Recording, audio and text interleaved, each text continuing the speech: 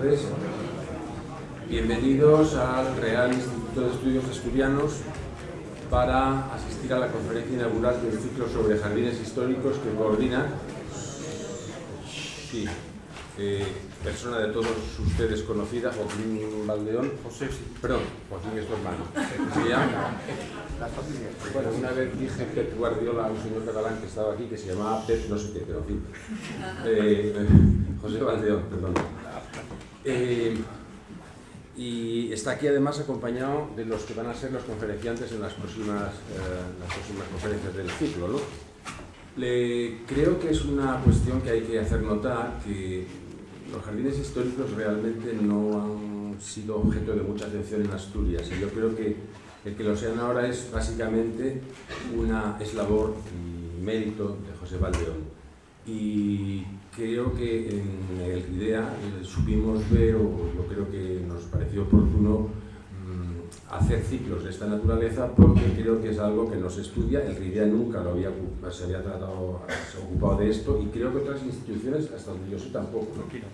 O sea que en Asturias, quiero decir, efectivamente. Por tanto, nos parecía que era una ocasión. Creo que es el segundo ciclo que diriges en esta casa, y alguna conferencia suelta.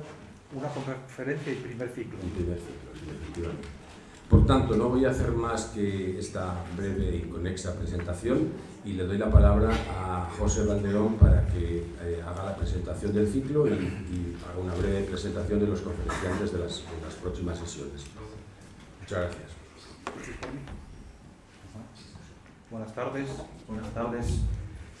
Gracias por su presencia, que es siempre muy agradable, y las primeras gracias, por supuesto, son para Ramón Rodríguez, que ha coordinado conmigo este interesante ciclo, espero, y para el RIDEA por ser permeable, casi diría de una vez, al valor del jardín como elemento histórico, cultural y que nos atañe a todos.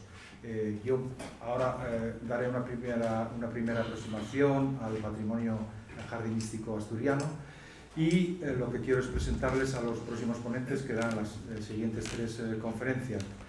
Tenemos a Rodrigo Álvarez Derech, que le pusimos mal el nombre en el cartelín, pero bueno, nos lo sabe perdonar, que nos hablará el jueves 16 sobre la catalogación de jardines asturianos.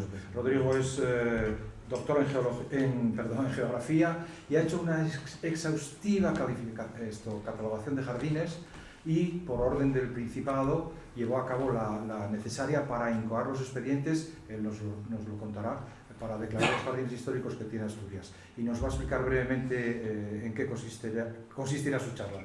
¿Tiene... Ahora, ¿hola? Sí. Hola. Muy breve. Nada, bueno, yo hablaré la semana que viene, el segundo lugar, digamos, y mi intervención básicamente hablaré sobre un poco el concepto de jardín, que es un jardín, y los nombres que tiene el jardín que nos servirán para definirlo, qué es un jardín histórico, qué es un catálogo, es lo mismo que un inventario, qué normativa hay sobre protección de este tipo de espacios, que son los jardines históricos, qué niveles de protección hay del patrimonio jardinero a nivel nacional, a nivel de Asturias también. Un poco cómo es el Jardín Histórico de Asturias, que retomaré muy brevemente lo que tú comentarás hoy, me imagino, y luego cómo es la evolución desde no haber nada, digamos, catalogado ni inventariado a la situación actual, en el cual tomaré someramente qué publicaciones ha habido, qué antecedentes hay a la catalogación, qué acciones se tomaron en cuanto a la protección de estos espacios, qué aporto yo, que voy a contar básicamente desde casi que me licencié, cómo fui entrando en contacto con los catálogos urbanísticos, con el inventario de patrimonio y otras colaboraciones que hice casi hasta antes de ayer, aunque a día de hoy no me dedico exactamente a esto, pero bueno. Y luego ya entraré en detalle a hablar de los catálogos urbanísticos, del inventario de patrimonio, qué jardines hay hoy en día catalogados y de qué manera, y luego una cosina más al final que será una pequeña sorpresa. Irá junto con unas conclusiones en las cuales diré un poco qué a futuro se podría hacer más o qué dificultades me he encontrado. Y nada más, gracias. Muy interesante. Muchas gracias, Rodrigo. El siguiente ponente será el día 23, jueves también, todas las charlas son los jueves, es Santiago Martínez, que es paisajista. Para mí es un honor tener un colega de profesión aquí y sobre todo de una generación que tuvimos que desbrozar muchísimo el camino. Y Santiago es el encargado de los parámetros de mantenimiento y de restauración en un jardín tan importante como son en la Quinta de los Selgas en Cudiero. Santiago, cuando quieras. Pues nada, yo agradecer mucho el que nos hayáis invitado para poder también explicar el trabajo que estamos desarrollando allí. En mi ponencia voy a explicar un poco cómo es el jardín, que nos encontramos cuando empezamos a pensar en restaurar y en mantener lo que había y cómo ha sido todo ese proceso, viendo un poco el origen del que partíamos, las investigaciones que hemos tenido que hacer y la filosofía incluso también de lo que eran sus creadores, documentándolo pues, lo más gráficamente posible y explicando cómo hemos tenido nosotros que desarrollar un poco todo este proceso de mantenimiento y de restauración, que en principio fue solo restauración y ahora pues vamos mejorando un poco todas esas instalaciones. No me quiero extender mucho porque yo creo que eso lo tendremos que hacer el día 23 y nada, pues ya cedo la palabra a José. Muchas gracias, Santiago. Y por último tengo a mi derecha Álvaro Bueno Sánchez, que es doctor en biología, especialidad en botánica, y que es el artífice, junto con su equipo, de que tengamos en España una cosa única, que es un jardín botánico atlántico. Él nos hablará de eso. ¿En qué términos, Álvaro? Bueno, buenas tardes. Bueno, pues sí, yo cierro el ciclo el día 30. Bueno, el Jardín Botánico Atlántico tiene ya unos años, ya van 23, 24 años. He estado, como sabéis muchos, muy implicado junto con Tomás Díaz y con 3 o 4 personas de la Universidad de Oviedo. Realmente pusimos el proyecto en marcha hace 23, 24 años. El proyecto fue un proyecto de mucho éxito, incorporó un jardín histórico en los interiores de la isla, por eso tiene también mucho interés en este ciclo. Y quizás sea la iniciativa un poco en la que más dinero se ha gastado y más innovadora y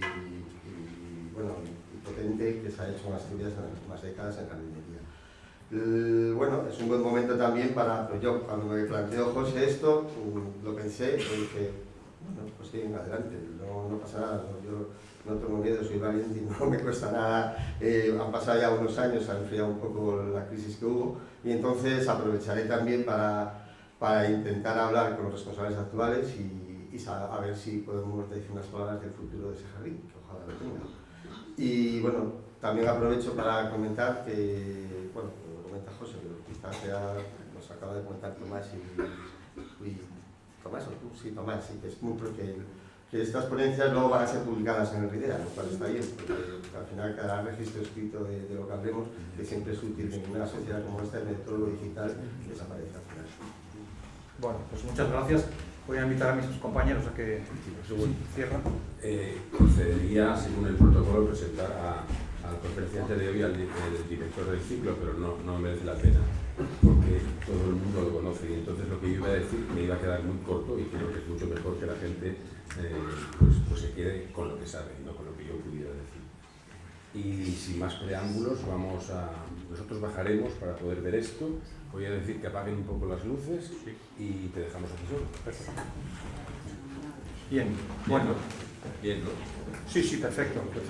No se duerme por ahí, ¿no? Vale. Esto, nada, yo lo que pretendo hoy es una cosa muy sencilla, es decir, no voy a aburrirles con miles de datos y de arquitectos y de años y de muchísimas cosas. Lo que quiero que sea es un poco un paseo por el jardín asturiano, que vamos, yo lo llevo en mi corazón y como sabréis, bueno, lo estudié en su momento, los estudié, descubrí muchísimas cosas y lo que es la clave de esta charla es que tengamos todos un poco de conciencia del patrimonio que tenemos. Los jardines son elementos muy frágiles, que el tiempo los puede borrar y de hecho ha borrado en muchos de ellos su huella. Con lo cual, yo en su momento, hace 25 años que se publicó este libro, que se dice pronto, yo tenía la certeza de que Asturias tenía un patrimonio enorme. Pero no me di cuenta de verdad hasta que lo investigué, hice kilómetros y kilómetros, toqué muchísimas puertas me abrieron, me contaron, vi lugares que no pensé que podrían estar ahí, y así fue. Entonces, bueno, para mí es un orgullo tener la celebración de los 25 años de este libro, y desde luego que lo más importante de eso es que las cosas que están en esas páginas, que desde luego no están todos los que hay en Asturias, pero yo creo que una buena representación, quedan ahí para los años, es decir, cuando desaparezcan las cosas, por lo menos queda un testimonio. Y eso es lo que, vamos, lo que más me movió en este proyecto.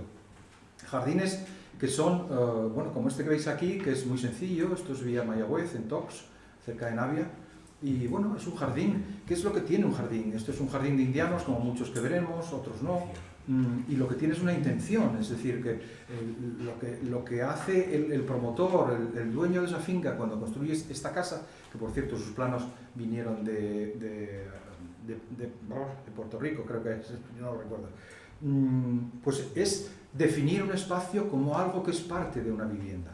La casa sola no forma la vivienda, sino que el exterior también se articula, se le da un sentido, y fijaros esta foto de los pocos años de su creación. Te puede gustar, puede ser, en fin, de tu gusto o no, pero hay una intención en ese jardín, hay unas geometrías, hay unas plantas, hay unos paseos, y todo eso está en relación directa con la construcción, con la casa. Hay más ejemplos como Villa la Argentina, que está en Luarca, en la parte de arriba, y que también, bueno, y salvando las distancias, no sé, me recuerda un poco a San Pedro en Roma, pero bueno, quiero decirte que esto es detrás de la casa, y detrás de la casa también hay un espacio que la familia quiere para su solaz y para estar ahí, y le dan una forma, le dan un sentido a eso. Puede estar mejor, puede estar peor, y ya veis que en este caso hay un espacio circular que se repite dentro en ese centro, y hay unos paseos que inciden también en la arquitectura, ¿no?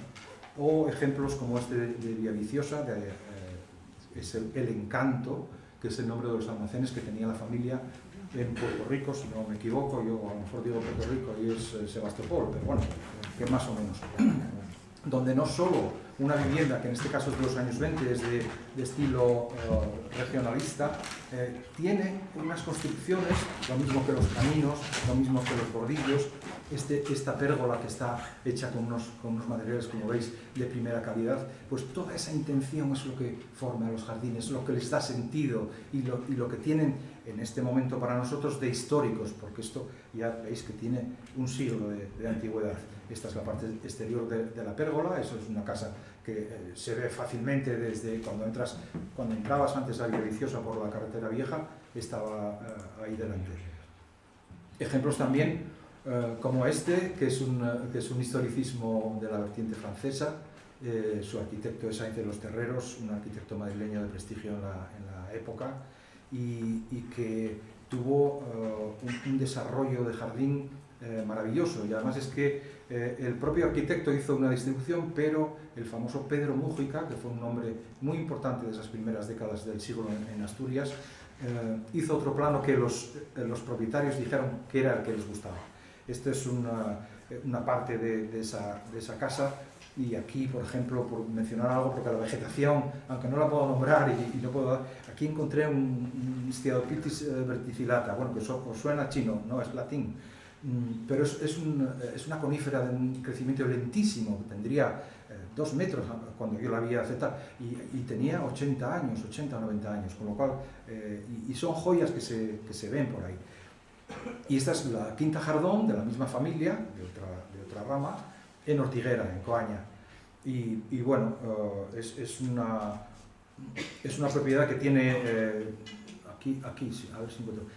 Solo esto que hay aquí ya merece la pena, porque esto es un Abies pinsapo, un pinsapo, que eran muy típicos de plantar como ornamentales en la época. Un inmenso, a ver si aquí está.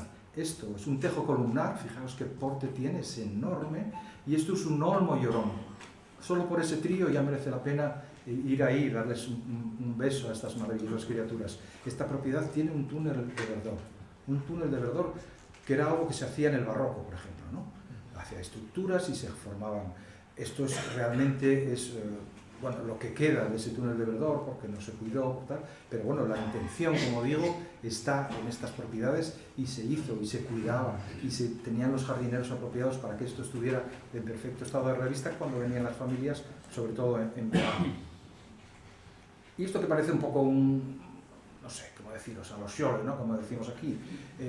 Esto es en Las Barreiras, al lado de Castropol, y es la casa de Rafael Domínguez, también otro indiano. Es una casa no es altisonante como otras arquitecturas, y pertenece a parte de los trabajos que hizo Pepe el Portugués, que era un hombre muy famoso en esa época, que lo trajo Vicente Loriento de Chaves para hacer su casa de Castropol, y que, aunque no lo parezca, es un jardín que tiene, pues mira, una estructura, un trazado, una ordenación de los elementos, de los espacios, y todo eso, aunque no sea muy claro en esta imagen, es lo que hace que un jardín tenga ese, salvo lo que diga Rodrigo en su momento, tenga ese empaque y sea un verdadero jardín. Esto es una maravilla. El propio portugués, Pepe el Portugués, hacía las molduras para esos bordillos, y eso, por supuesto, los caminos estaban impecablemente limpios, los macizos estaban con plantaciones, no es como se ve ahí.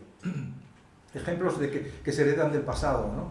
Esto es un parterre, pertenece a la delantera de la Casa de la Torre en Somao, que es un edificio de Manuel del Busto maravilloso, que se ve desde muchísimos sitios, y bueno, es un elemento que todavía se conserva, y que bueno, el propio Somao, yo por ejemplo que estuve unos años en Inglaterra viviendo, ellos de repente ibas a un pueblo, este es un pueblo victoriano, y entonces ellos vivían del turismo, de decir, bueno, vamos a ver el pueblo victoriano. Somao tiene esa característica y esa calidad, y más, es un pueblo típico de indianos, o sea, es que todo lo que ves allí es indiano, incluso las zonas comunes, el centro de cívico que hay, etc. Volamos a Villamayor para entrar en Casa Toraño, lo que queda un jardín maravilloso con un estanque a 2 alturas, y es un jardín que salió en una película, no sé si es de los años 30, está en la Filmoteca de alguna, que se llama Bajo las nieblas de Asturias, ¿no? Y entonces, bueno, es la imagen que tiene de aquellos años de gloria, esto es una fuente andalucista, la influencia andalucista se vio. Aquí están el orgulloso propietario, y quería que os fijarais en esta entradina de aquí que da unas escaleras y que luego veremos. Pero bueno, es un jardín maravilloso que está, en fin, en unas condiciones ya muy poco buenas, ¿no? Y esta es una casa que yo creo que conocemos todos, es una casa de indianos, es la casa de las Garagañas, donde lo que era la estación pomológica de Villaviciosa, y es un historicismo integral que así lo denominó Covadonga Álvarez Quintana, de cuya tesis tan importante yo he podido beber en su momento de todas es decir, las enseñanzas que nos dejó sobre la arquitectura de los indianos en Asturias. Ves que es un jardín que tiene caminos coloreados, que tiene rosales de pie alto, es decir, esos que se crían sobre un fuste y arriba y tal, eso ya apenas se ve. Las palmeras, que aunque se decía que habían venido de América, no es cierto, es un mito que no es cierto, pero bueno, y es un sitio excepcional porque se ha conservado, se ha podido conservar en muy buenas condiciones. Cuando yo hice la investigación para el libro, su propietario había comprado la casa, como era un empresario con mucho dinero, y lo que me dijo es una cosa políticamente incorrecta, pero bueno, dice, me cuesta más que una querida.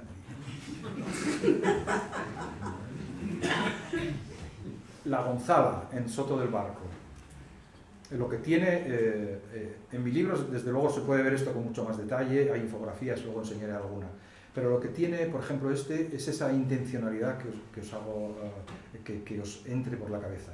Es un jardín en cuesta para el que hay que construir retenciones, aterrazamientos, que cuestan un dinero y hay que hacerlos con elegancia, como es en este caso. Está un poco estropeado y tal. Ese primer paño de muro que veis entre las 2 escaleras es típico de los años 30 y lo podéis ver en el Instituto Alfonso II, porque la mampostería se adornaba con esos filos de cemento como para hacer que fuera sillería, ¿no? Pero bueno, Esto es parte también del jardín. En su momento se les cortó, cuando pasó la carretera por ahí, se les cortó la bajada a la ría, aunque el jardín llegaba. Y ahí quedan 4 líneas de lo que era un jardín con sus plazuelas, sus caminos, sus macizos, etc. O sea, es un sitio maravilloso y fijaros la ventaja que tiene, que es algo muy, muy interesante en un jardín, que son las vistas, ¿no? Nos vamos a Pola de Lena. Esta es la casa de Benavides y que fijaros que el desarrollo industrial de finales del 19 en Asturias no solo trajo bravos ingenieros de otros sitios que aportaron sus conocimientos, sino que en este caso este señor, este joven muchacho que andaba a caballo por aquellas zonas, conoció a una chica, se casó con ella y fue el propio Augusto Bailly, que era francés, quien trazó este jardín. Este jardín está metido en un sitio especial dentro de la finca, que es como si fuera un joyero. Fijaros el respeto que se tiene. Es un jardín que bueno, mis amigas Carmen e Isabel lo cuidan muchísimo, incluso Isabel ha hecho unas aportaciones más contemporáneas.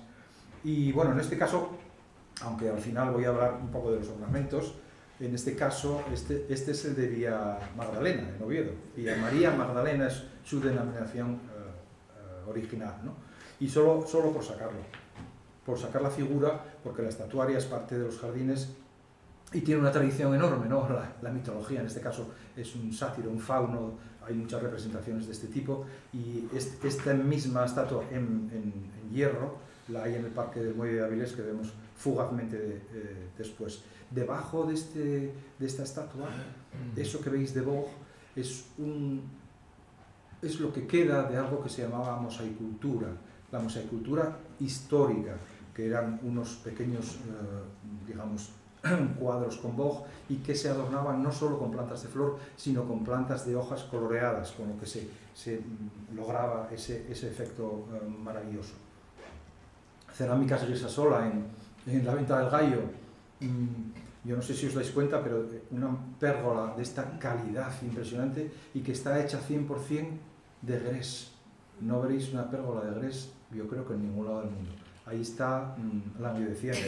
Esto estaba delante de una pista de patinaje, veis un pequeño edificio auxiliar al fondo, donde pues, se cambiaban y patinaban y estas cosas de tal, pero la pérgola como tal y como material en el que está hecha es una fábrica de cerámicas, tiene muchísima importancia, no sé en qué condiciones estará ahora. Saltamos a Figueras, al chalet de Doña Socorro, un modernismo catalán que hoy día es hotel y que tenía unos jardines enormes. Había 2 edificaciones, también las 2 modernistas. Y hay unas estatuas que en su momento eran originales y que en su momento, a lo mejor porque hacían falta perres en casa, se vendieron y se pusieron unas de fibrocemento que venden ahí al lado de la carretera que va para Lugón. Esto es la protección que damos a nuestros jardines y a nuestro patrimonio en Asturias. Eso no debería suceder de ninguna de las maneras, pero sucede, ¿no? Es un sitio donde el propio modernismo, el jardín y la arquitectura se funden con esos motivos ornamentales, florales, ¿no? Y tenemos una finca muy, muy importante, el chalet de García Sol, en Aranda, en Gijón, en el que estuvo el príncipe de Asturias en su momento, y que era de un capital indiano muy importante. Esto le quedó al hijo de los que fueron indianos, que incluso, lo digo en el libro, inventó una máxima para su escudo, ¿no? De García arriba que nadie diga, ¿no? Es una cosa como pretenciosidad enorme. Pero bueno, veis a la izquierda un eje que no incide realmente de forma geométrica con la casa, pero bueno, que ordena el espacio, que está ricamente adornado. Esos bordillos azules y blancos son de la tradición andalucista, sevillana, y están aquí en Asturias, porque en su momento así era, ¿no? A partir de 1912, cuando se remodeló el Parque de María Luisa en Sevilla, esa explosión de andalucismo corrió por toda España. Veremos algún ejemplo más, pero fijaros cuánto ornamento, los caminos. No nombré todavía, porque quería esperar a esta imagen, a nombrar a Juan Luis Álvarez, que hizo la mayor parte de las fotografías del libro. Las hizo Juan Luis Álvarez, que ya no está entre nosotros, y que tenía el ojo y la vista para sacar esto cuando hacía falta, ¿no? Este es el estanque de García Sol. Este es el eje de abajo, arriba veis la vivienda, que es de Manuel del Busto, es un historicismo renacentista, y en esta pérgola también se ve el andalucismo. Veis los azulejos, no solo los de los laterales, los del propio suelo, esa preciosa arboleda de columnas toscanas, eso es una maravilla. Y delante está la pista de tenis, que era un recurso de la época muy en boga, y el que la tenía era una maravilla. Y por ligar un poco, en la pérgola del Parque Ballina de Villaviciosa, ahí la tenéis, es el mismo recurso, es un andalucismo con los azulejos, y que están también en la fuente.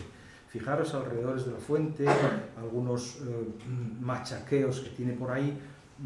Esto, no voy a decir esa frase manida, es una pena, pero es peor que una pena. Esto es un patrimonio que se va, es decir, si no se conserva. Ni los ayuntamientos, ni las administraciones, ni tal.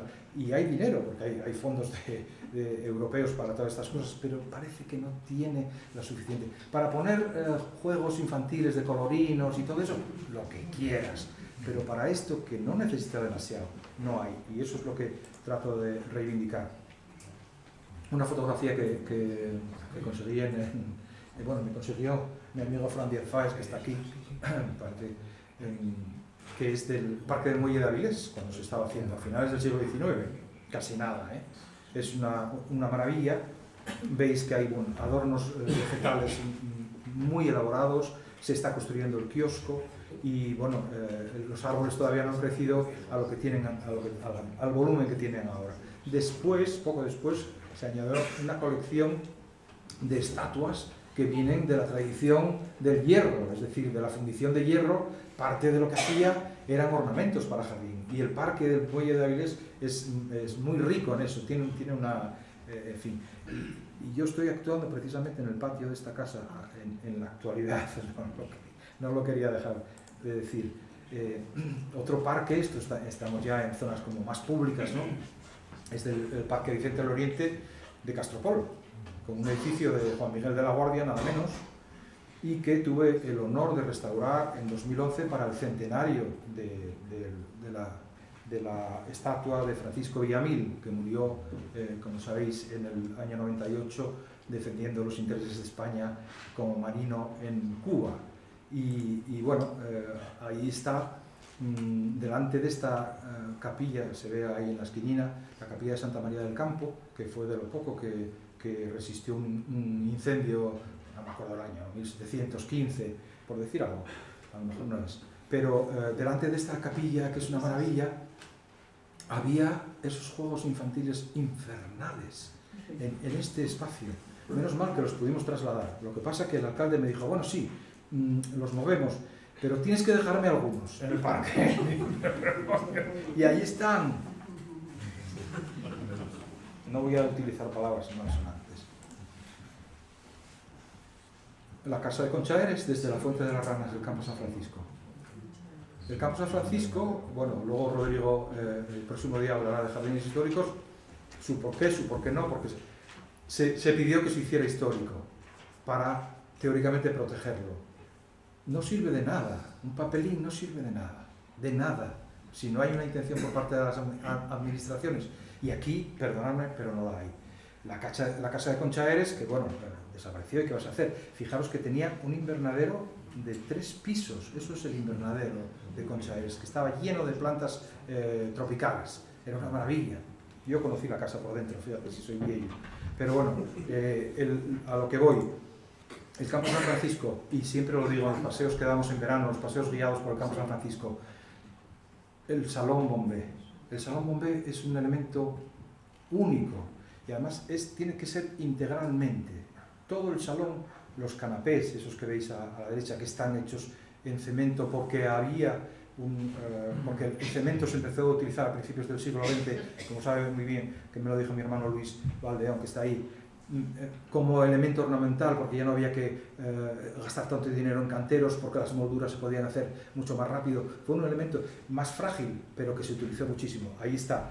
Hoy están medio deshechos. Y fijaros que entre las columninas en parejas entraban los paseos que subían a donde están los juegos hoy infantiles, que se pegaron en los años 60. Pero bueno, tenía esa permeabilidad de paseo. los castaños de Indias que veis ahí. En fin, es una maravilla. Y esta acuarelina que algunos de los grupos obetenses de Facebook matarían, pero la tengo yo, muy bien custodiada.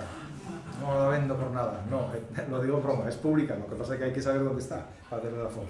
Pero es un testimonio precioso. Un pino de esa categoría no podría crecer ahí ni de coña, pero bueno, a que adorna mucho. Y en público, semipúblico, estamos en la Universidad Laboral de Gijón. Fijaros que fue un proyecto que no se acabó, digamos que se cortó abruptamente porque había demasiada sangría de fondos, y para los jardines se llamó a una figura muy relevante de los años anteriores y posteriores a la Guerra Civil, a Xavier de Binthuizen, que era un sevillano de origen holandés, y se le llamó. Y al tío, claro, era la época, eran los años 50 del siglo XX, se le ocurrió meter unas acequias andaluzas. Las metió ahí, en Gijón, no se cortó un pelo.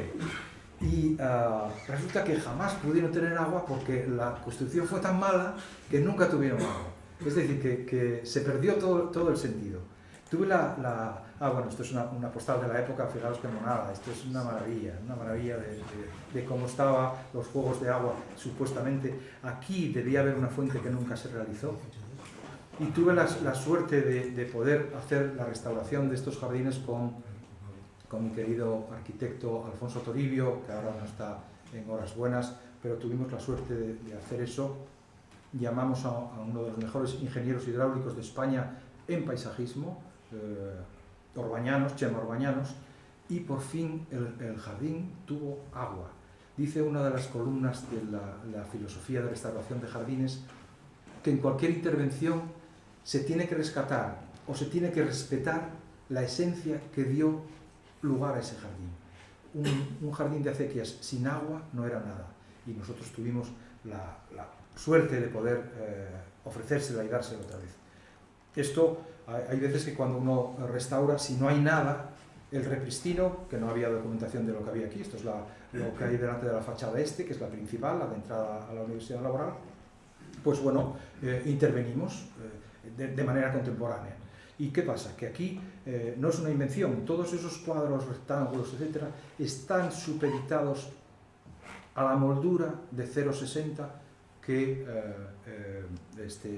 Blanco puso en la fachada. Es decir, estamos rindiendo nuestra intervención al arquitecto que realizó esta obra maravillosa, única en España. Aquí, aquí había un parterre que se destruyó con las obras y tal, y esto es un parterre reconstruido, que es algo que si lo haces con una tortilla de patata te conocen en todo el mundo, pero si lo haces con un parterre... Pasamos un poco a la nobleza, que ha dejado ejemplos muy estupendos. Esta es la quinta de la Peña de Francia, en Deva, en Gijón, una maravilla de jardín de camelios sobre todo, pero fijaros la maravilla que tiene ahí, y eso está conservado todavía. Yo pude hablar con Álvaro Armada en su momento y me comentó que no tenía ninguna intención de dejar de cuidar eso. Hay bojes de 2 metros, o sea, imaginaros. Y bueno, esto hay visitas en determinadas épocas del año, visitas que se pueden realizar a este maravilloso lugar, y es un sitio que yo descubrí, coño, voy a entrar por esta puertina a ver qué hay. No había perro, no había guardián, y descubrí esta maravilla. De la nobleza también el jardín del Conde de la Vega del Sella, de los primeros años del siglo XX, que pasa lo mismo que en el de la Casa de Benavides. La finca es enorme, pero el jardín está murado, tiene un espacio para él solo, está separado del resto. Es un lugar específicamente muy cuidadoso en el que se ha hecho un jardín. Y aunque en el resto de la finca hay árboles importantísimos, este es un jardín. Aquí había invernaderos, con el tiempo se puso un horror de pavimento, que es esa baldosa con piedrecinas medio pegadas, que no le viene tal. Yo le escribí al conde en su momento, le dije, oiga, cambie esto. Se rió de mí, claro. Pero bueno, quiero decir que es un jardín muy singular, con una atmósfera maravillosa, y donde hay ejemplares como esa araucaria de la isla de Norfolk, que es una maravilla de árbol, una cryptomeria y aquellos 2 corninos que salen por ahí, cedros, hay unos camelios preciosos, hay verdaderas maravillas en este jardín. Y de la nobleza, perdón, es que lo hago para que no se me seque la boca, pero bueno. De la nobleza, yo cuando llegué a Ferrera, al jardín francés de Ferrera, en Avilés, encontré esto. No había mucho más. Era un jardín un poco acabado, dejado, ¿no? Y bueno, desde el aire también se había perdido, digamos, ese contraste que tiene que haber entre zonas. No había casi flores, que es un jardín dedicado a las flores. Y bueno, tuve la suerte de que el ayuntamiento me llamó en 2004 o algo así, y me dijo, mira, esto dentro de 3 meses tiene que estar restaurado y hay este dinero.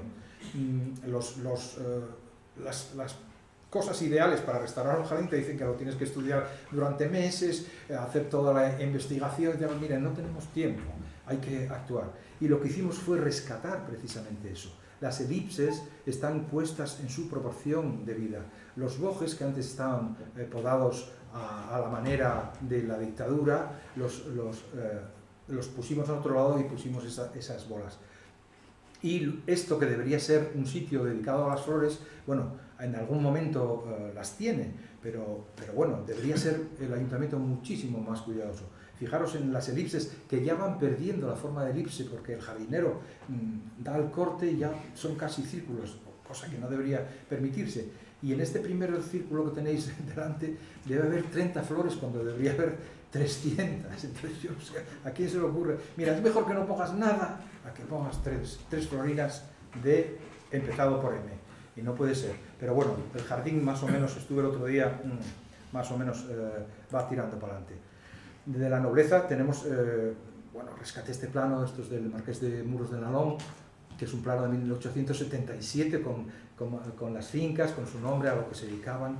Hay uno que dice prado de siega y heno, ¿no? Lo que nosotros llamamos la herba. Y fijaros que en la zona que hay al lado del palacio, lo que está en azul, vemos que una de las praderas o de las zonas tiene forma elíptica, y los pequeños cuadros de flor tienen forma elíptica, lo que relacionamos con la época y con el jardín de Ferrera. Un documento extraordinario.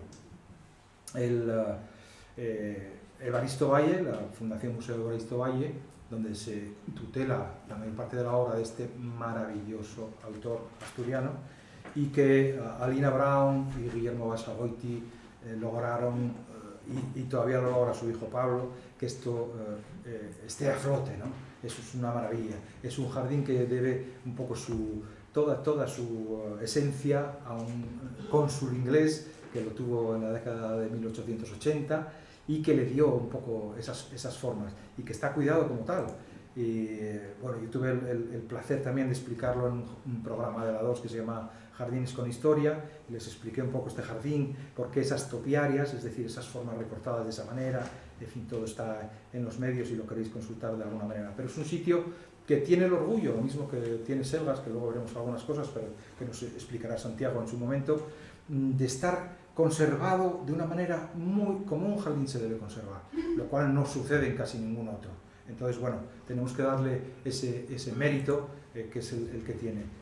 Por supuesto, de vez en cuando las maravillas florales, como este magnolio de hoja caduca, durante menos de 2 semanas, bueno, pues inspiran a cualquiera que pase por ahí. Es una maravilla ver estos ejemplares. Selgas, que os decía, esta es la parte italiana del jardín. Eso lo va a desmembrar todo Santiago el día 23, pero bueno, quería traerlo a colación porque es sin duda el mejor jardín de Asturias, y además tenemos la suerte de que haya sido conservado hasta nosotros. Siempre estuvo bien conservado, porque hay fondos para ello y hay intención para ello, y eso es muy muy importante. Es un jardín de primera categoría, de primera calidad, donde hay muchísimos elementos. Nosotros tuvimos que hacer coloquialmente dicho, a pedal, un plano del tal, con una ortofoto y con algunas cosas más, señalar los elementos más destacados, los recorridos que podían hacerse, y esto esta infografía en el libro, pero veis que donde está el palacio, lo que es el palacio, el inmenso territorio, incluidos los lagos que tenemos ahí. Una foto aérea con el palacio, más allá el jardín francés, más acá el jardín italiano, y en primer plano el jardín inglés. Y hace poco se publicó este libro por parte del Ministerio de Cultura, que yo tengo, y donde aparece en portada el monóptero de los lagos de Selgas. Luego Selgas no aparece en todo el texto, no se dedica a nada, pero bueno, mira, alguien dijo, oye, esto merece la pena, y es así, porque la merece. Por cierto que este tipo de, bueno, estas actas, en fin, son un poco idealistas y pecan un poco de estar hechas por gente que no ha pisado mucho el terreno, pero bueno, ahí lo dejo. Más de Selgas, ese maravilloso rododendro, la casa del fondo, que es la vaquería, pero que fue en origen la vivienda, luego se pasó al otro edificio, y por dentro, estas son fotos de Juan Luis Álvarez, que tenía ese ojo maravilloso para las fotos.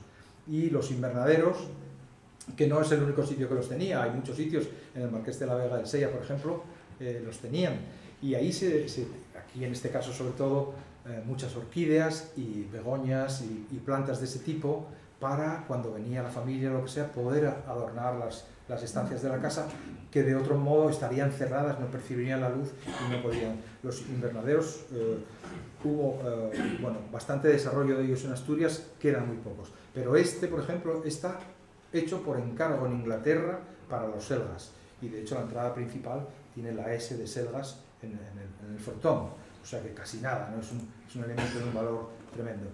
Y paso un poco a favoritos, y por supuesto Vía Excelsior en Barcellina, en Luarca, es una de las más maravillosas construcciones. El jardín también lo era, como ahí se puede ver.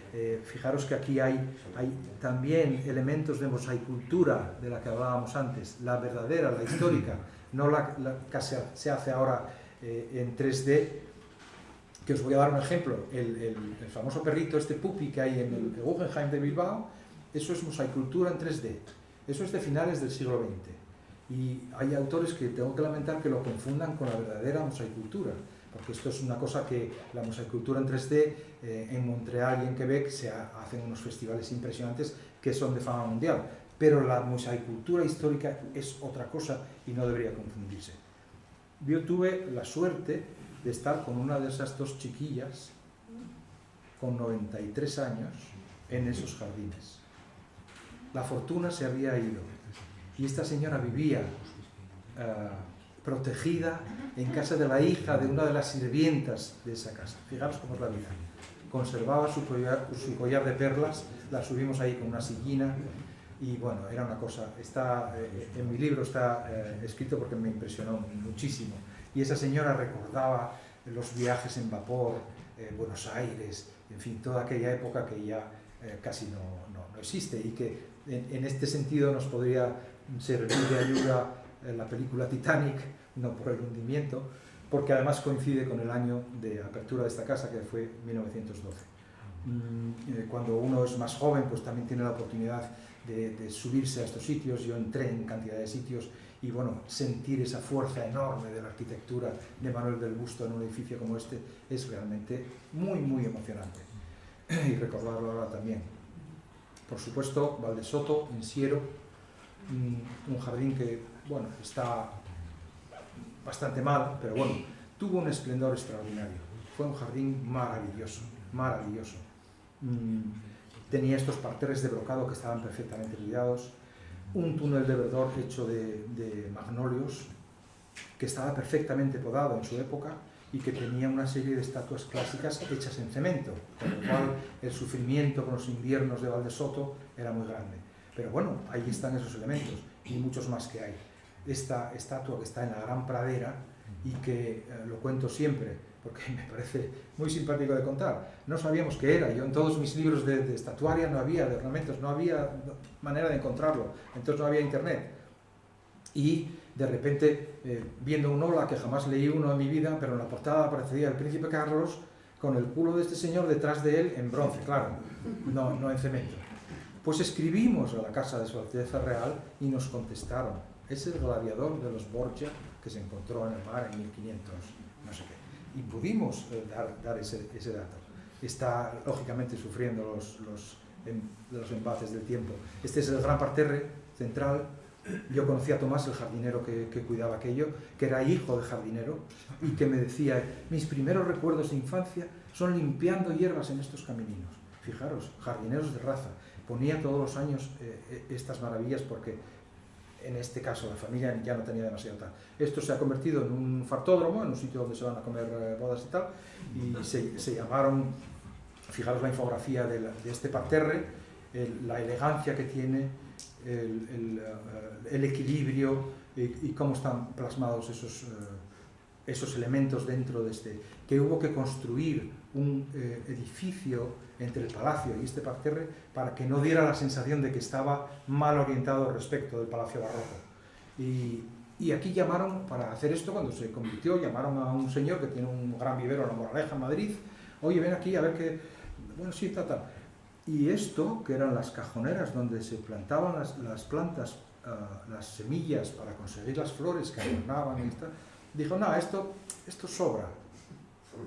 Y se quitó, sin que a nadie se le rasgue una vestidura. A mí sí, tengo la casa. En fin, esto es lo que pasa. Y fijaros que aquí había una balaustrada, lo mismo que esta fuente andalucista, hechas de cerámica, y no se cubrían con unos mantas de fieltro o algo así, con lo cual los fríos inviernos fueron derrotándolas, fue terrible. En este mismo jardín hay un mirador, veremos mal, el mirador está en muchos de los jardines, el de Concha Eres se quitó en la reforma para el Banco de España, y aquí, bueno, aunque no mira a una calle, un mirador es para ver y ser visto a la vez, ¿no? Es una cosa social casi, pero bueno, tiene sus escaleras, sus ornamentos, como este jarrón, y entramos ya en el plano final, espero no estar... No, voy bien.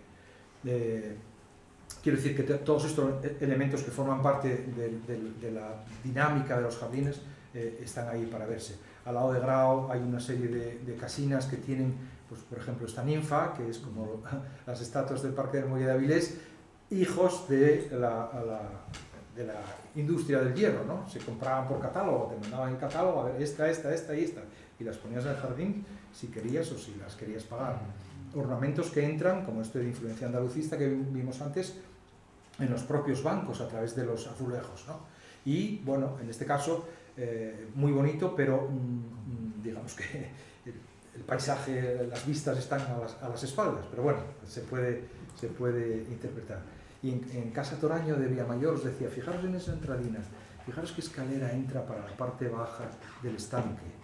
Ahí la factura de esta escalera es increíble, es decir, hay que tener de verdad ganas de hacerlo bien, de llamar al mejor ferrero, de que se construya con una delicadeza tremenda. Hay una pérgola ahí que te permitía estar sentado, contemplar a los chiquillos que están en la lancha por ahí dando una vueltina. Es decir, es un rico catálogo de ambientes, ¿no? Y de formas bien hechas con una intención y con una manera artística.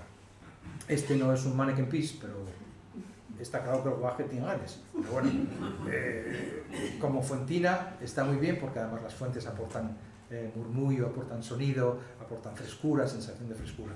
Esto es en la fábrica de conservas La Perseverancia, que fue, y José Luis Pérez de Castro, que la compró en su momento y la cuidó muy bien, y su hija Ramona me recibe muchas veces allí. Cerámica de Talavera, en la Casa de la Torre, en Cudillero. Una fuente entera. Esta sí se cuidó, por eso está bien. Hay otra en el Jardín Botánico de Gijón, en el Jardín Botánico Atlántico de Gijón. Pero este tipo de ornamentos enriquecen la capacidad ornamental de un espacio, de una esquina, de una pequeña entrada. Todo esto es riqueza para los jardines y tenemos mucho en ella que habría que defender. La casa de Villa Carmen, la casa que fue de nuestro Nobel Severo Ochoa, y que representa en barro cocido a Ceres, la madre de Perséfone, y que era la responsable de que hubiera cosechas en el mundo, porque cuando ella se fue, como todas las suegras van a casar a la chiquilla, ella se había casado con Hades y claro, estaba en el inframundo, y Zeus dijo, oye, pero esta mujer, ¿dónde está? Que no hay cosechas. Y entonces llegaron a un pacto. A la mitad del año la mujer estaba con la chiquilla y el resto estaba en la tierra, con lo cual, bueno, son anécdotas. Pero bueno, fijaros que le falta el brazo, pero lo tienen aquí, por lo menos no lo tiraron, mira. Ahí está, la casa de Severo Ochoa, Villa Carmen, una maravilla. Las reproducciones exactas de jarrones de Versalles en Selgas. Fijaros cómo se cogen los elementos ornamentales de aquí o de allá. Las fuentes históricas nos arrastran a través del tiempo. Qué poco inventamos cuando está casi todo hecho. Un treillage es unos elementos adosados a las paredes para darles también una riqueza ornamental. A veces se cubren con plantas o no, pero en todo caso lo que hacen es embellecer esos paramentos, esos muros. Fijaros qué maravilla. Esto es en Selgas, en la entrada, la que se considera entrada principal como tal. Del mirador de Selgas también. Un mirador que, junto con otras chinoiseries del siglo XIX, esos elementos de corte oriental que se trajeron de Oriente, por supuesto, y que rellenaron la vida pública, incluso, siempre lo digo, la ópera, ¿no? Madame Butterfly, Turandot, etc. Es ese tipo de orientalismo, ¿no? Y ahí veis el león rampante con la S de Selgas, que está en muchos de los sitios de estos magníficos jardines. Este es el interior de ese maravilloso mirador, donde se tomaba el té o se iba a charlar un ratín o a pasar un rato más aislado de la presión social. Y el mismo elemento en algo que vimos antes, que es el Palacio de Jardón en Ortigueira, y que es la portada del libro. Tuve la suerte que en la parte de abajo de este mirador, fijaros qué factura tan maravillosa tiene, pues estaba el cuarto donde estaban las florinas, los aperos, las herramientas de jardinero, las antiguas de verdad. Un carrín de estos de madera con las ruedas de hierro, no sé si seguirá ahí o no, pero ahí estaba, ¿no? Y descubrir eso fue una maravilla. Esto es de Juan Miguel de la Guardia, está en el Ayuntamiento de Oviedo, es público, el proyecto para el kiosco del Campo San Francisco. Ahí lo tenéis. Los kioscos en lugares públicos son también ornamentos, y nunca mejor dicho se puede decir en este caso, porque más ornamental no puede ser. Una maravilla de Juan Miguel de la Guardia, firmado por él. Fijaros el documento. Aquí, esto es Vía Excelsior otra vez, donde se dan la mano las plantas, los seres vivos, que son parte indivisible de un jardín, con la arquitectura. Es decir, las plantas que están grabadas en la piedra, o en este caso el cemento, no lo sé, y esa trompeta de Virginia, que es una trepadora típica de muchos jardines de indianos y que cubre y da un frescor tremendo. Esto es también del Palacio de Valdesoto en Siero. Estaban pegadas al edificio auxiliar y bueno, son elementos que sufrieron mucho, pero de una capacidad ornamental tremendo. No sé si están ahí todavía, yo creo que se los cargaron para poder hacer las fotos de la novia con los padrinos. Que por qué no, oye, todo el mundo tiene derecho a casarse. Y esto es algo que clama al cielo, por lo menos al mío. Esto estaba, fijaros, son bordillos victorianos. Estaban en Villa Magdalena. Todos los contornos de los caminos tenían este bordillo victoriano traído de Inglaterra. Y eso, cuando pasó a titularidad pública, cambió, desapareció. ¿Dónde está? No sé, se lo preguntan a aquel de la televisión. Y es realmente un expolio de nuestro patrimonio que desaparezca esto. A lo mejor están en alguna casa, o, lo que sería peor, están tirados en algún vertedero, no lo sé. Los leones, que en este caso es en Llanes, que encontré idénticos en La Habana cuando hice la investigación de las influencias entre los dos mares, entre las dos orillas, perdón, y que está un poco triste por esto que os acabo de contar de los bordillos, el prólogo. Y bueno, un poco me repito, pero esto está en Selgas, y hay debajo de la estatua de Eros y Psique hay también uno redondo. Esto es mosaicultura histórica, y esto es lo que se hacía. Esto es la estructura de la mosaicultura. Sobre ese pedestal va un jarrón de cerámica que en invierno se guarda y en verano se pone ahí, y eso se adorna lo que decía antes, no solo con plantas de flor, sino con plantas con hojas de color, granates o verde claro, hojas peadas, y eso forma ese mosaico que le da el nombre.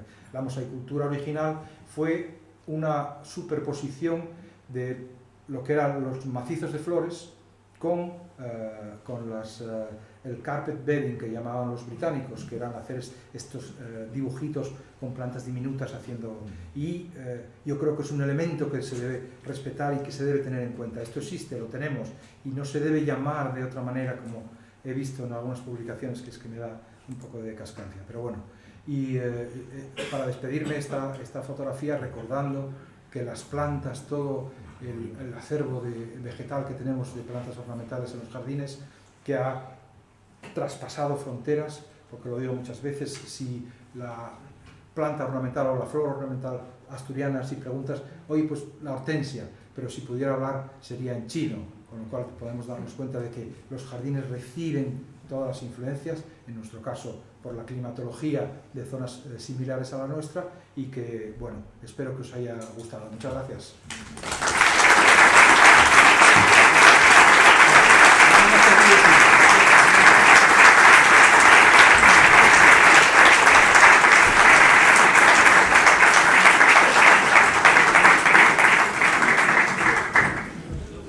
Muchas gracias, José, por esta magnífica conferencia, hermosísima, y abrimos, como siempre en estos casos, un turno de intervenciones, por si alguien quiere hacer alguna pregunta o algún comentario, hacer alguna aclaración. Sí, espero que se anime alguien. Gracias, no estoy hablando. Sí. No se anima nadie, ¿no? Y yo corriendo a toda velocidad. Sí. Ah. Quería preguntar si existe la posibilidad de algún circuito de visita aparte, ya que me imagino que a todos estos jardines no, porque la mayoría serán privados, pero si existe la posibilidad de visitar alguno de ellos, o se ha contemplado organizar algún circuito que también podría ser un recurso turístico para atraer a gente, como puede suceder en Inglaterra, que está interesada, que en el fondo es un turismo de cierto interés para la comunidad. Estoy de acuerdo. Sí que hay, ya afortunadamente en nuestros días, sí hay algunos circuitos, no tan, pero bueno, sí hay jardines que se pueden visitar, como el Jardín de la Fonte Baixa en Luarca. Tenemos ahí a su guía oficial, Nike. Saluda a Nike, que te vean, que se apunten, que lo hace muy bien. Yo creo que lo conocemos casi todos, por eso, si los interesa. Por eso, pero los que no lo conozcan, ahí lo tenéis. Y los molinos también lo enseña él. El de la Peña de Francia, yo creo que lo sigue. ¿El Evaristo? El Evaristo también, no lo sabía. También. Y eso, el de la Peña de Francia, ¿sigue Rafa enseñándolo? No, ahora mismo no se enseña, por las armadas no está por la labor. Bueno, por eso. Y realmente yo que voy a decir sí que es una iniciativa interesante, ¿no? Porque dar a conocer estos espacios es muy interesante. Pero bueno, hay que tener cuidado, porque bueno, por ejemplo, en la Casa de Benavides, en Pola de Elena, suenan tambores de que si hay que hacerlo eso público para que la dejen de la gente. Eso también puede ser un peligro, eso hay que regularlo muchísimo. No se puede ir a un sitio de estos yo fumo, a fumar, o a llevar a los chiquillos que arranquen las ramas, o a poner juegos infantiles de unos colores que no hay quien los aguante. Eso no se puede. Pero bueno, recogemos la iniciativa, cómo no. Sí. ¿Más preguntas?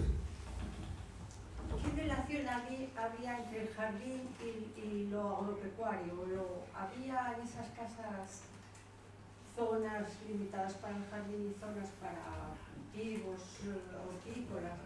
Sí, en muchos casos así era. De hecho, los jardines... ¿Cómo? También los diseñaban los huertos, por ejemplo, o mezclaban plantas que fueran de jardín. No realmente, porque tanto los huertos como los huertos de frutales ya tenían su propia tradición de muchos siglos. Y lo que se hacía era, lo más cercano a la casa se hacía como jardín. Y a veces sin solución de continuidad, pues estaba la pomarada o estaban los huertos, dependía muchas veces. Y sí que vi en muchas ocasiones que entre uno y otro ponían el merendero. Sí, que era una mesina donde, bueno, lo mismo disfrutabas del jardín que la floración de los manzanos, que es tan bonita o tal. Entonces, eso sí existía muchas veces, sí. Y además es algo muy, muy bonito. Y en una escala mucho mayor, en Inglaterra, yo solo vi porque se hacían los jardines y sin solución de continuidad visual, se separaban de donde estaba la ganadería con un ajá, que era un corte como este, el ganado no podía entrar al jardín, pero no había una valla, un seto que interrumpiera las vistas para que se viera, fíjate todo lo que tenemos, y la cantidad de ovejas o la cantidad de vacas. Pero aquí sí existe eso y es precioso de ver. Sí, Álvaro. Sí, no, pero que quizá la razón por la que eso en Asturias no exista es porque la mayoría de los jardines históricos de Asturias, en Asturias no es como Inglaterra o como otros territorios en donde hay una nobleza agrícola que hizo sus jardines. Aquí casi todos los jardines son de gente que no era de tipo industrial, era otro tipo de perfil. Entonces no eran realmente familias que se dedicaran a la ganadería, porque no tenían grandes propiedades, no grandes latifundios. O sea, el origen de los jardines históricos de Asturias es muy distinto al de esos grandes jardines que tienen un montón de hectáreas con ganaderías, con caza, es otra cosa. Aquí son jardines de burguesía ya industrial, mucha de ella, vamos. Sí, indiana. Y entonces eran familias realmente despegadas del campo ya, cuando se hicieron esos jardines. De todas maneras, se puede intervenir. En el mundo indiano sí que es verdad que se introdujeron elementos, por ejemplo el aguacate o la yuca o cosas que para mantener la dieta que esta gente había adquirido en América. Y sí que se trajo a muchos jardines especies de este tipo que se fueron introduciendo en la jardinería y a veces al lado. Y eran jardines mixtos, digamos, entre lo ornamental y lo productivo, un poco. Sí.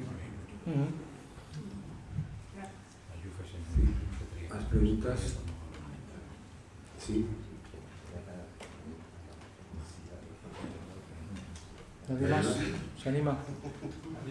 Sí. ¿Alguna palabra sobre jardines industriales?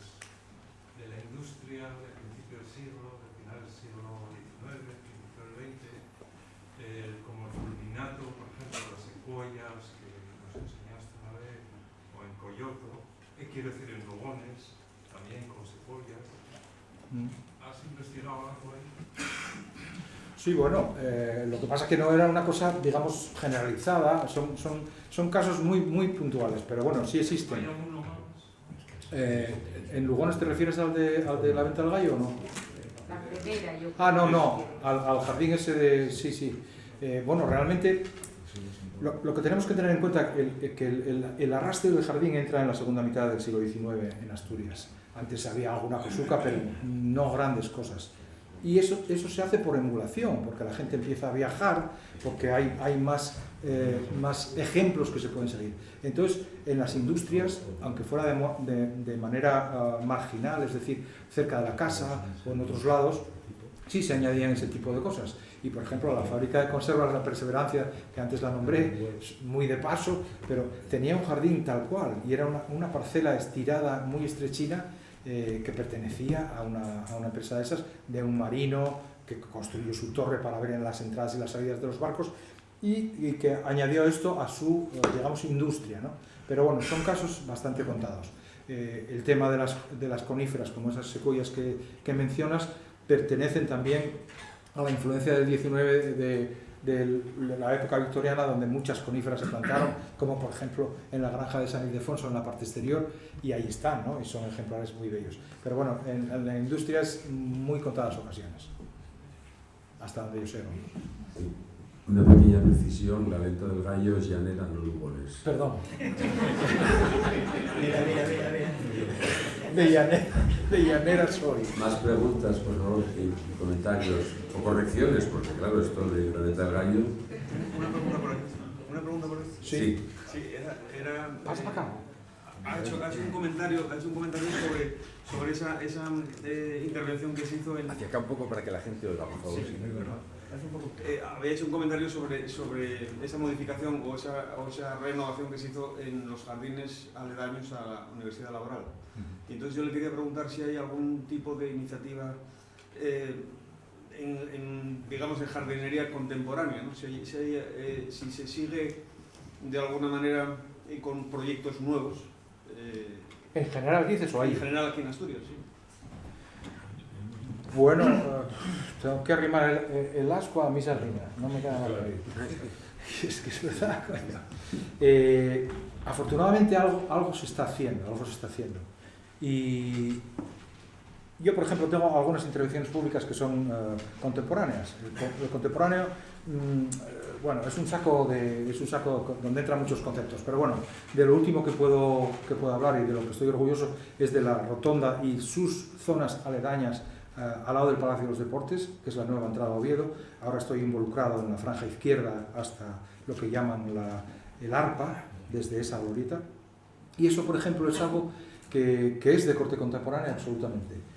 Pero a la vez, y eso a mí me llena de orgullo y satisfacción, que diría, no sé quién lo decía, es algo muy sostenible, muy dedicado al sitio donde está, es decir, a recibir un tráfico que tiene cuyas partículas y polución tiene que ser absorbido, y eso lo vuelcas en una definición que es del todo contemporánea. Los árboles están en el centro de la glorieta ordenados en dársenas, en hileras, y en bosquetes alrededor de todo ese tal. Con lo cual, bueno, eso es una parte de lo que yo puedo hablar.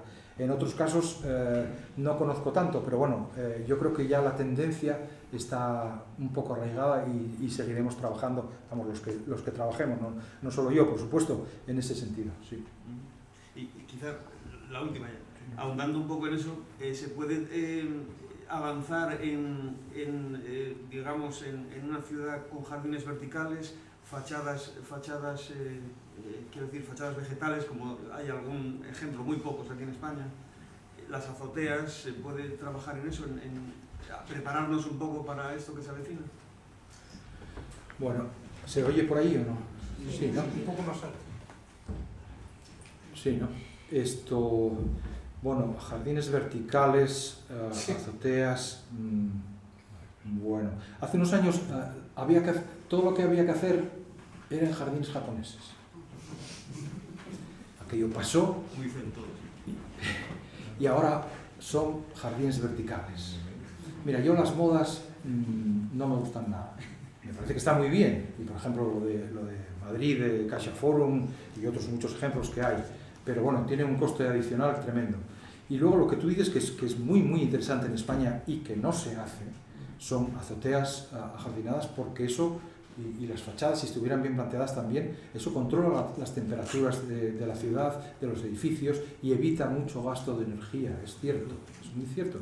Lo que pasa es que no se da generalizadamente, y aquí no hay una sensibilidad para que eso sea algo general. De hecho, yo vivo en Málaga, en el Rincón de la Victoria, y es una ciudad mediterránea que se está asando viva cada año más. Bueno, pues las podas de los árboles, incluso donde hay espacio para ello, son brutales, y no hay unas máximas de un ministerio que diga, oigan, eso no lo pueden ustedes hacer así. Sombras. Hay avenidas inmensas de 30 metros de altura donde lo que manda son palmeras, que queden muy bonitas. Ya. ¿Y quién regula la temperatura de esas ciudades? Los árboles. No existen. Y además, en el caso concreto de Málaga, tienen lo que llaman el parque, que es una arboleda impresionante de principios de siglo, que puso Cánovas del Castillo allí, y eso no se sigue. Con lo cual, me temo que lo de las azoteas y eso, ojalá fuera así, y luego lo de los jardines verticales, vamos a ver qué pasa.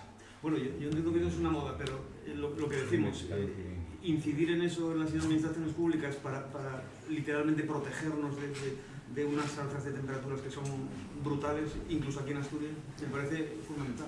Es fundamental y ojalá fuera así. Lo que pasa es que yo pienso globalmente, pero actúo localmente, yo lo que me dejen. Gracias.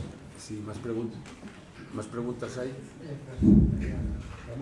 ¿Sí? Bueno, yo quisiera en primer lugar felicitarte, Juan León. Muchas gracias.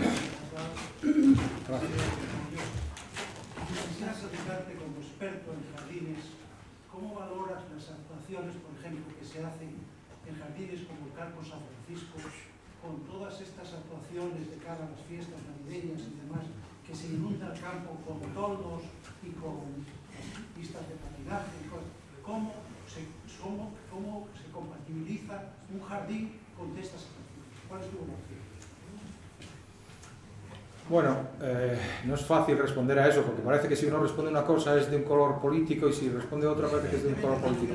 Y yo no tengo bandera política. Yo cuando me lo piden voy a la urna y hago así, pero el resto... Ahora, como profesional yo creo que eso es una salvajada. Creo, sobre todo en determinados espacios. Lo que pasa que eso la culpa no es de los políticos, creo yo. Es decir, si la ciudadanía protesta por algo, eso no se hace.